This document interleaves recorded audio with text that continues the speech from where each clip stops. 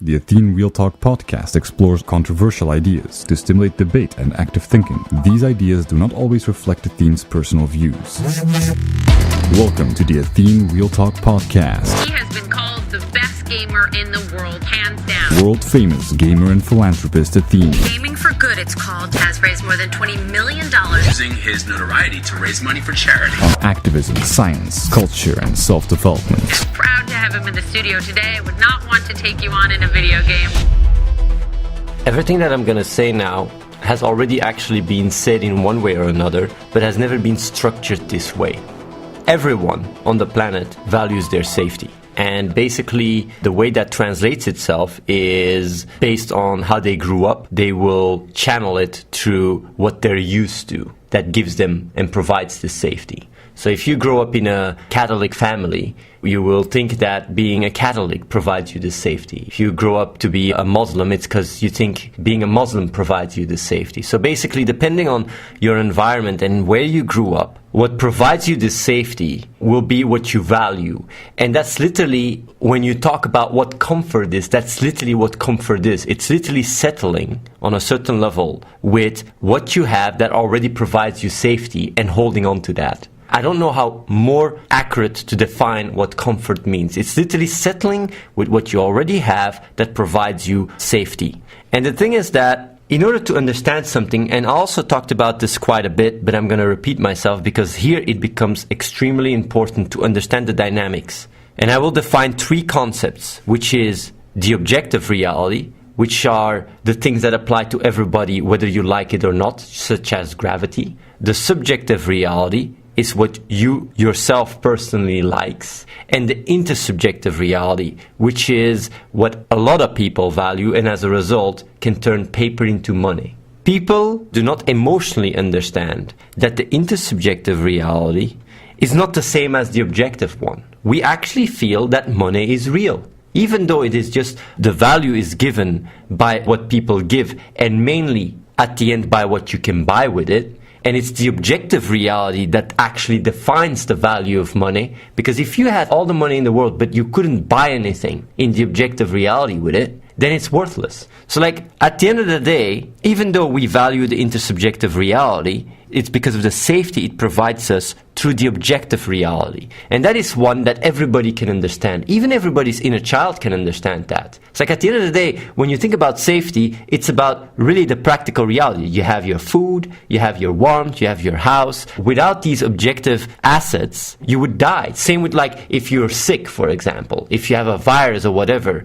the extent to which you are safe or you feel safe is literally defined by the objective reality. Even though the intersubjective reality, what other people value, can help you provide in that safety, because maybe you can start valuing paper that then becomes money and you can have a lot of it so you can actually get that safety. At the end of the day, it's the objective reality that defines your true safety. And this is where it's so important to understand in the insight. It's like no matter how much the intersubjective reality gives you the illusion of safety, it is always the objective one that defines whether it is or not.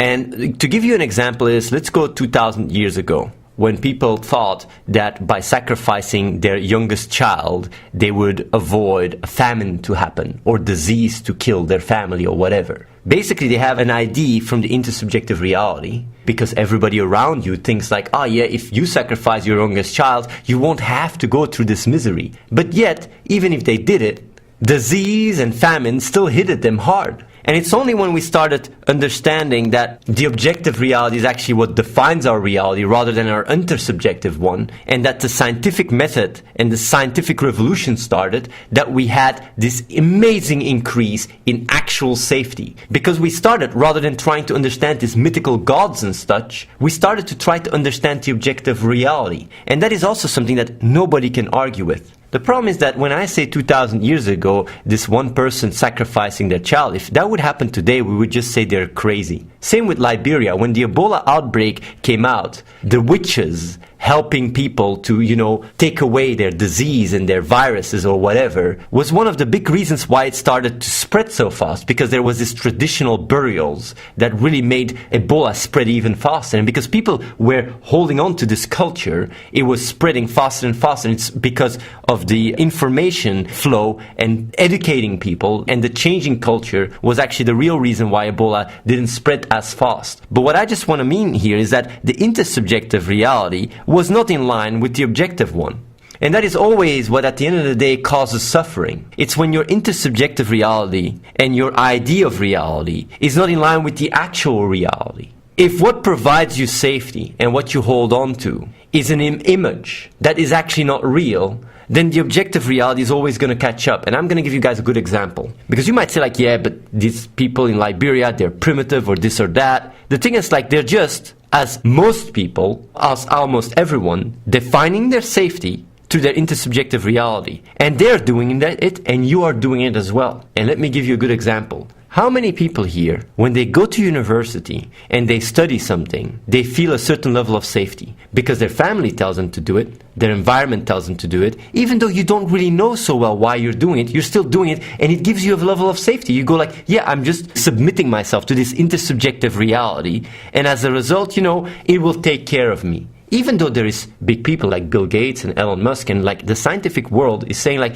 man, these jobs will be taken over by computers, by robots. Yet still, even though the facts tell us this, even though the facts 2,000 years ago said sacrificing your child won't stop famine or disease from happening, same now, we know that technology is growing exponentially and that it will change our intersubjective reality, yet we don't see it because we don't make the connection in ourselves, because we value the safety that intersubjective reality gives us more than the objective reality. Same with working out. Because you might say like, yeah, 2,000 years ago, the image of sacrificing your child for famine, that's just lunacy, that's just craziness. You do it all the time. Your intersubjective reality is literally not in line with your objective one, and that's why you can eat shit that is not healthy for yourself and still get safety out of it. Not because it's real, it's actually making you less safe, it's killing you, it's making you less fulfilled. It's not in line with your objective reality, yet still you do it. You do it because you have the intersubjective reality, you're attached to it emotionally, and you think your inner child feels that that is what provides you safety. This is all what I'm saying here is quite a lot of information. It's rational. Of course, when it comes down to the emotional part, it's your inner child at the end of the day that will define and decide what it submits itself to. It's an emotional thing. But when I explain it like this, and it's so clear that the objective reality will always provide you more safety than the intersubjective one, and that intersubjective one is only catching up to the objective one for literally millions of years, for billions of years. Actually, that's what evolution is.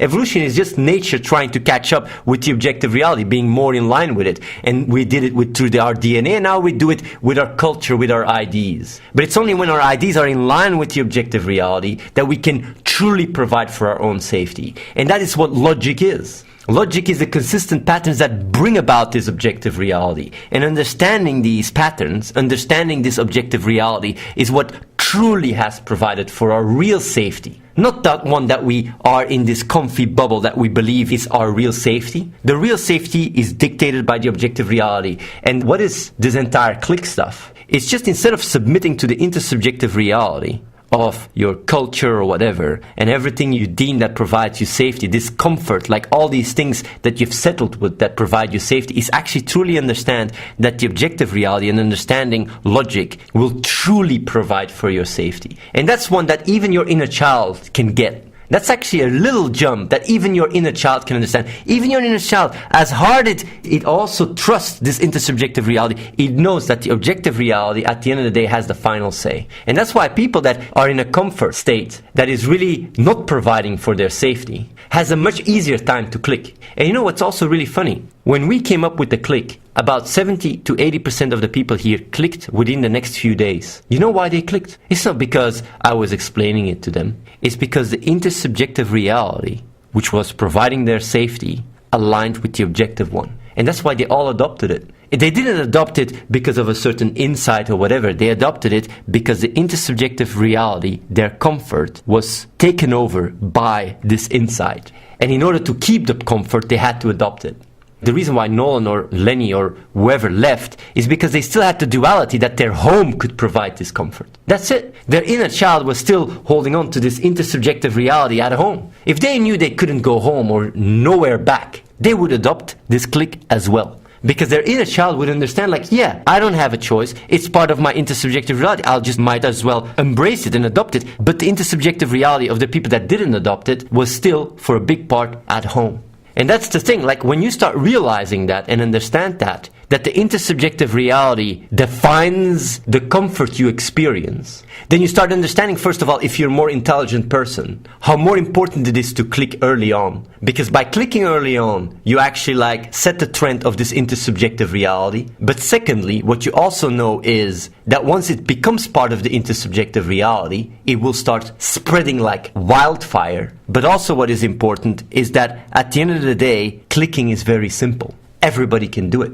Everybody in the chat, and that's also something I started realizing more and more and more. You don't need emotional intelligence at all. You just gotta stop bullshitting yourself. You gotta stop lying to yourself. Because the reason why you guys don't click is not so much because you don't understand that the objective reality provides you more safety. You guys know that. But it's because you're holding on to this intersubjective reality and you're lying to yourself. Literally lying to yourself. Because it works. So far it works. So far it provides you comfort. But man oh man, how much it goes against every single type of reason you can have. Because everything in your reason tells you the objective reality defines what I experience in safety. You know it. All of you guys know it. But you hold on to what you have settled, to what provides you safety. And that's exactly the reason why you're not adopting what I'm saying about the click. Not because you don't know that it's true, because you're lying to yourself. Your reason is lying to yourself. The moment you realize that, it's very easy to click. Because it's very easy to replace this intersubjective reality with the objective one. It's the easiest shit ever. Obviously, because it's true. And that is the insight. That's why so many people clicked here so fast. It's not because they had a more insight or whatever. It's because the intersubjective reality aligned with the objective one. So that's why they so easily clicked, all of them, very fast, because it was in their environment. They had to. It was part of their comfort. Like what they settled as what provides for their safety became logic. And that's why they adopted it. The funny thing is, at the end of the day, objective reality always catches up. 2,000 years ago, you kill your children, your youngest child, for famine, to stop famine disease, but it still happens. It still happens. At the end of the day, like, it evolves, and reality always catches up to your imagined ideas. It's one thing to have an imagined idea that is just hocus pocus. It's another one when it's in line with reality. The difference is, with one and the other, is one, you just crash yourself, and the other one, you thrive and survive. So that's the thing. That's why I also say when people argue, you cannot argue about the objective reality because you know it's what provides you safety already. Nobody can argue against logic. And that's why whenever someone comes in the chat and argues about it, you're not arguing about logic. You know objective reality provides you more safety than anything else. You know it's not the money that has value, but what you can buy with the money is the real value. But it's your inner child holding on to what it's settled for that gives him safety. But understanding that the objective reality and trusting the objective reality and submitting to the objective reality is what finally will actually provide you for the best way of feeling safe. Doing so allows you to go through this paradigm shift. It's where you replace your intersubjective reality with the objective one. You start submitting yourself to logic, understanding the patterns that bring about reality, understanding logic. Literally what scientific revolution is.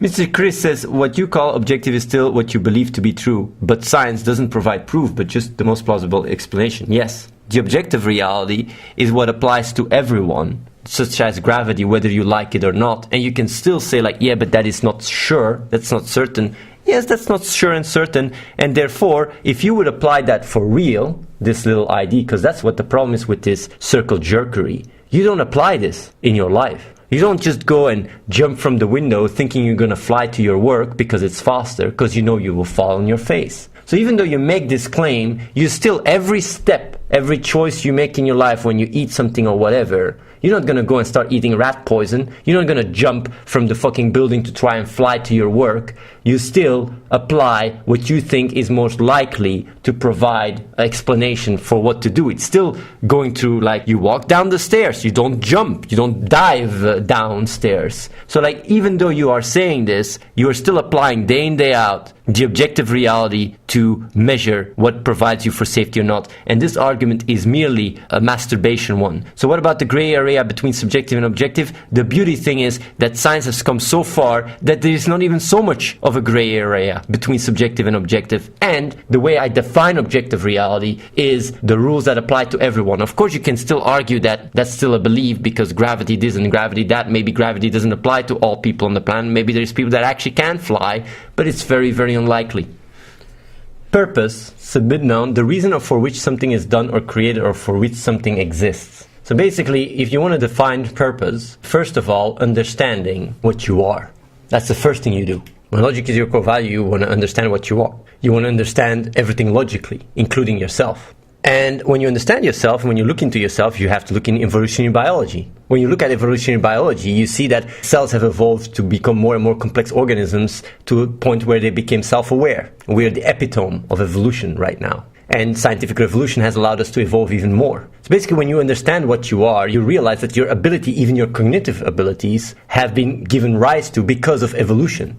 And the reason why that is because evolving is your goal. If it wasn't for evolution, you wouldn't even exist. So what are you designed to do? When you look at purpose, and that is something you came up with by understanding logic, the reason why you exist is to evolve. There you go. So you use your understanding of logic to evolve. You don't need intersubjective reality to give you purpose. You just need to understand what you are.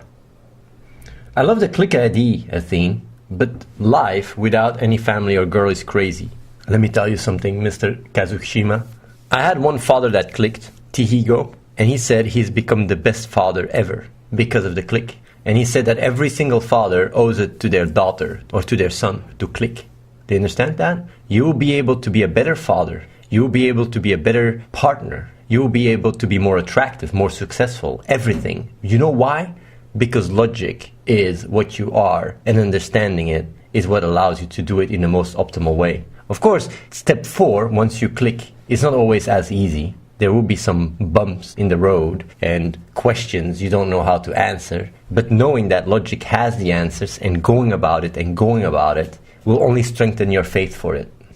Is racism illogical, Samuel?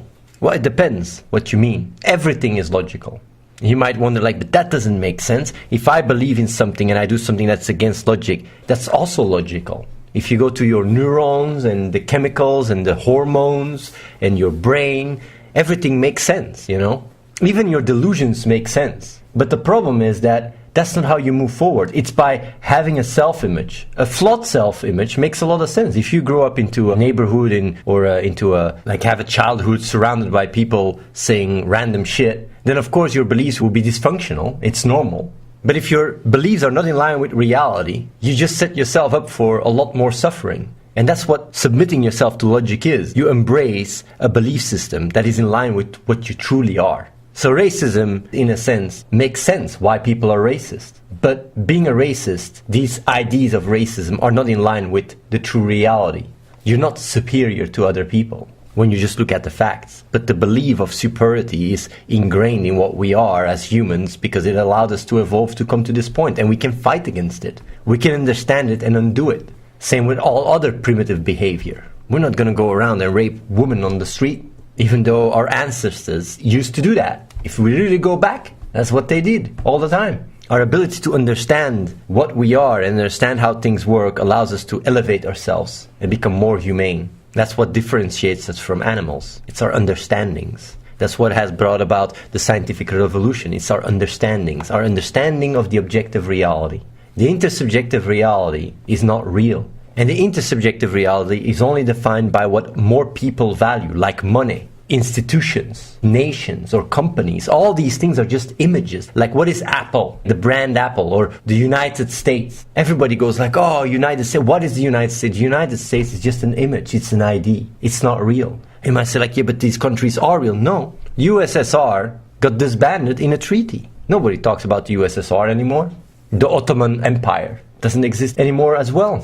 When you understand that what is truly real is the objective reality, gravity, electromagnetism, the weak and the strong force. If you understand that, and you understand that by understanding that you're more ahead than any intersubjective reality can give you, are more safe. Definitely today, with all the knowledge on our fingertips. We just can Google it. we're better armed than ever to submit ourselves to the real, true creator, which is logic. Logic has created us. And you might say, but who created logic? Logic can emerge perfectly from infinite chaos. You guys can just look at chaos theory. Chaos theory shows how order can emerge from chaos. If there's infinite chaos, you can perfectly understand that there can be logical patterns that come out of that bring us about. The problem with the Big Bang is not so much that there is something, but it's that there was first nothing and then something. But if there was always infinite chaos, then you don't even need a creator.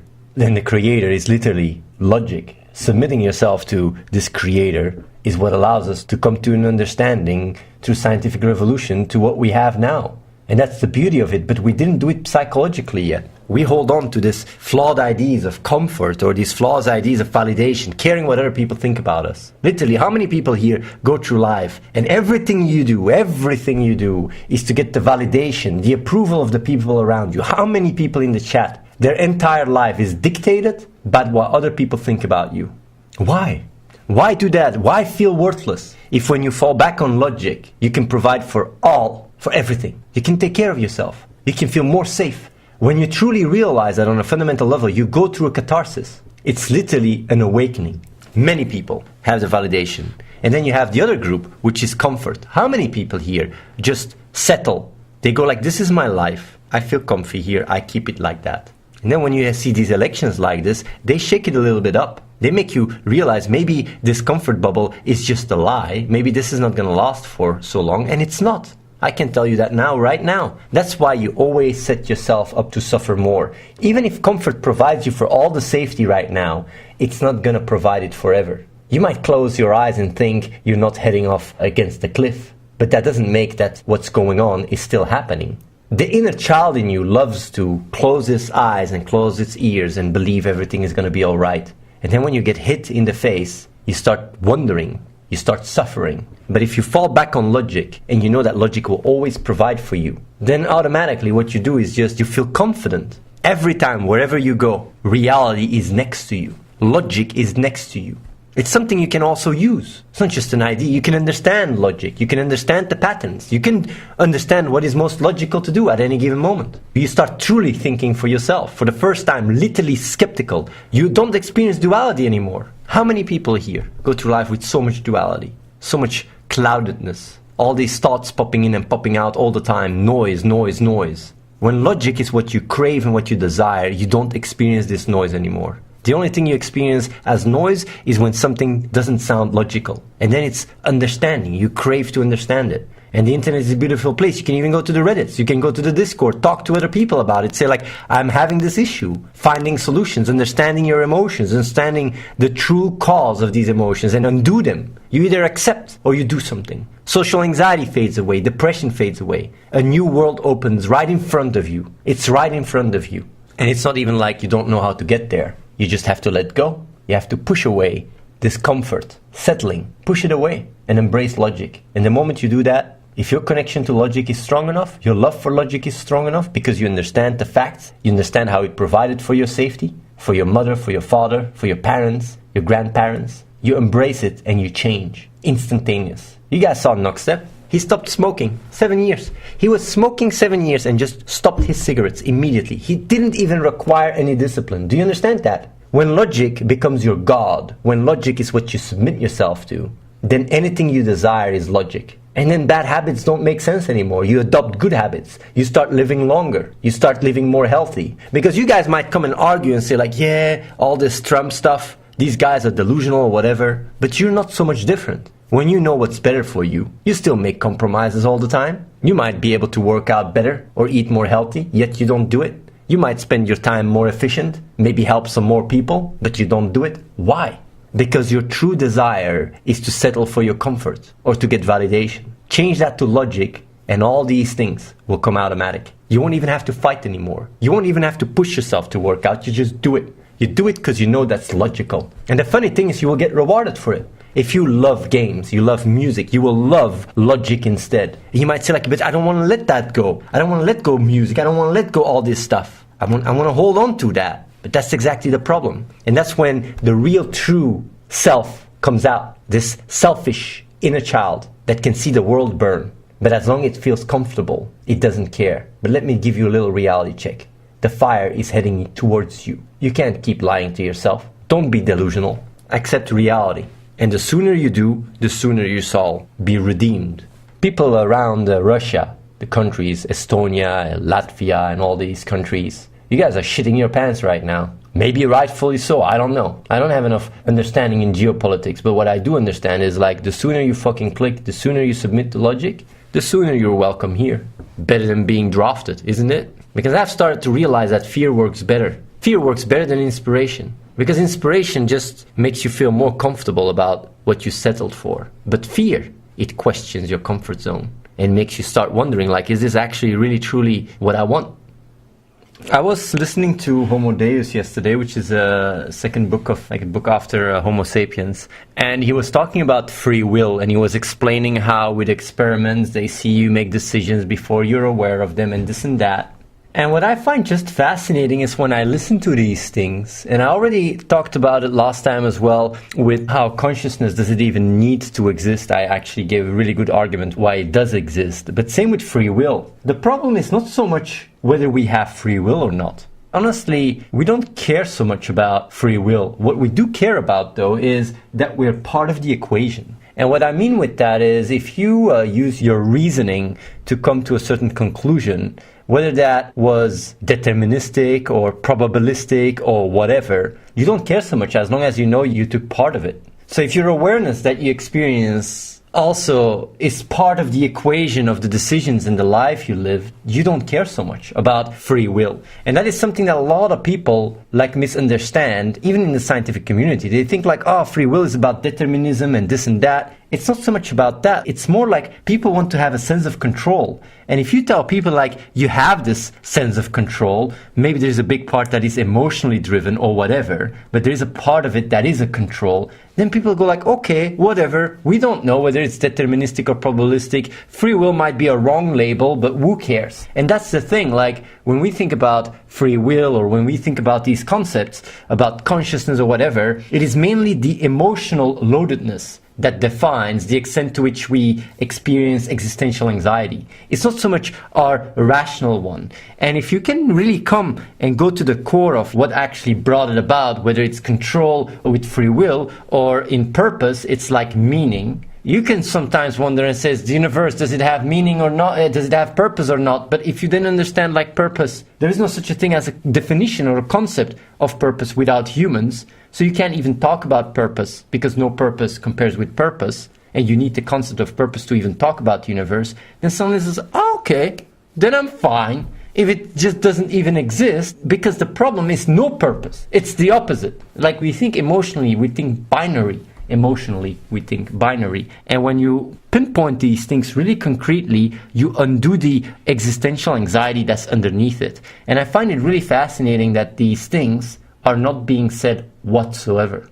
Like the arguments that I give, whether it's about purpose or whether it's about free will, I never read these arguments. Same with like consciousness emerging from all these different parts. Do we even need it? Where I say like, yeah, we evolved for the collective to have an added value just as much as the sum is greater than the sum of the parts. These kind of really sharp observations are really rare in the scientific community. And I read a lot about these things and I never get these sharp answers.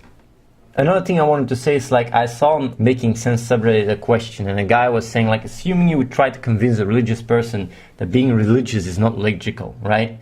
Couldn't a person argue that the goal is to have a longer life by having a slight chance for an afterlife in heaven or whatever concept his religion has? So even if the chance that religion believes are true are close to zero, there is still a chance, and if you live infinitely, that means that's much better to do than to just go on with your limited life, right? So isn't it logical to be religious because even if it ends up to be not true, you still have had the best bargain, right?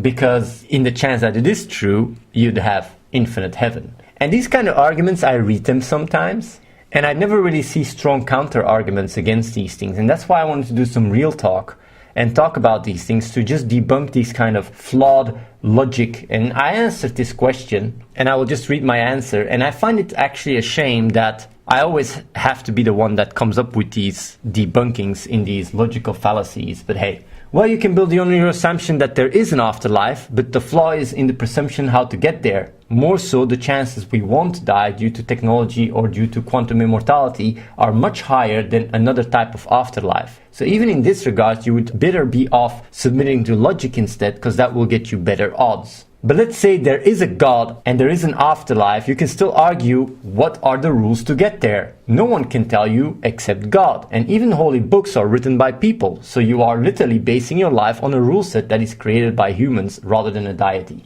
It's just completely debunks these kinds of ideas. And the reason why I'm saying these things and why I'm streaming and talking about it is because I wonder how many of these kind of really, glitches in people's belief system can disable them from getting to make the click.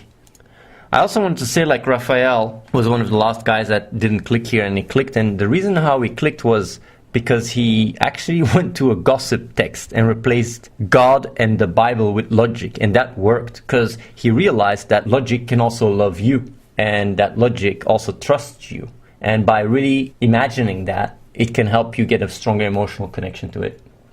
How can logic love me exactly? Well, if your mother loves you, it's logic that is loving you, because when you understand how love works, it's all logical patterns. Everything around you is defined by logic. What you are is logic. So whenever you experience love or someone loves you or whatever, that is because of logic. Subscribe to youtube.com/AtheneWins. Watch the live stream at twitch.tv/AtheneLive and follow The Real Athene on Snapchat.